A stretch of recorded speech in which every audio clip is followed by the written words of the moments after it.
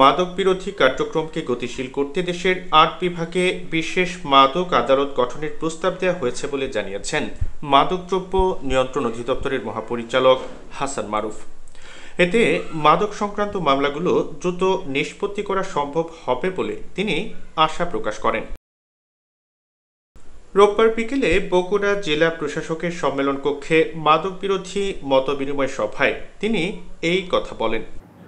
আর আমরা চেষ্টা করছি, আমরা স্বরাষ্ট্র মন্ত্রণালয়ের আমাদের মাননীয় উপদেষ্টা মহোদয়ের কাছে প্রস্তাব দিয়েছি এবং আইন উপদেষ্টা মহোদয়কে ওনার কাছেও আমরা একটা প্রস্তাব দিয়েছি যে বন আদালত এবং আমাদের বিদ্যুৎ আদালতের মতো মাদকের জন্য বিশেষ কয়েকটা আদালত করার। প্রথম দিকে আমরা যদি ৮টা বিভাগে 8টা আদালত করতে পারি, অন্তপক্ষে মাদকের মামলাগুলো দ্রুত নিষ্পত্তি হবে। এবং কয়েকদিন আগে নওগাঁতে 2 জন যাবজ্জীবন কারাদণ্ড হয়েছে মাদক ব্যবসায়ীর। আর একটা সরকার সিদ্ধান্ত নিয়েছেন যে যখন আমরা বড় ধরনের কোনো চালান আটক করব, সেই একই সঙ্গে আমরা কিন্তু মানি লন্ডারিংয়ের বিষয়টাও অনুসন্ধান শুরু করে দেব। এদিন সভায় মহাপরিচালক আরও বলেন, মাদকের বিরুদ্ধে সরকারের অবস্থান অত্যন্ত কঠোর। সীমান্তবর্তী জেলাগুলোতে মাদক প্রবেশ বন্ধে কড়া নজরদারি চলছে এবং আমরা চেষ্টা করে যাচ্ছি সরকারের যে জিরো টলারেন্স রয়েছে মাদকের উপরে, সেটা বলবৎ কার্যকর করার জন্য।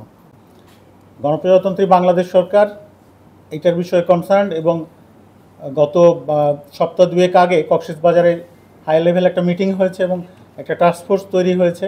অচিরেই আপনারা খবর পাবেন। আমরা এক ধরনের ক্র্যাকডাউনে যাব সম্মিলিতভাবে, যে আমরা আমাদের সীমান্ত, আমাদের কক্সবাজার চট্টগ্রামের যে সীমান্ত, পার্বত্য চট্টগ্রামের যে সীমান্ত, সেখানে আমরা কোনো ধরনের ড্রাগ অ্যালাউ করব না। জেলা প্রশাসক হোসনা আফরোজার সভাপতিত্বে সভায় আরও উপস্থিত ছিলেন মাদকদ্রব্য নিয়ন্ত্রণ অধিদপ্তরের রাজশাহী অঞ্চলের অতিরিক্ত পরিচালক মোহাম্মদ আলী আসলাম হোসেন, পুলিশ সুপার জেদান আল মোসা, সিভিল সার্জন ডাক্তার এ কে মোফাক্খরুল ইসলাম প্রমুখ।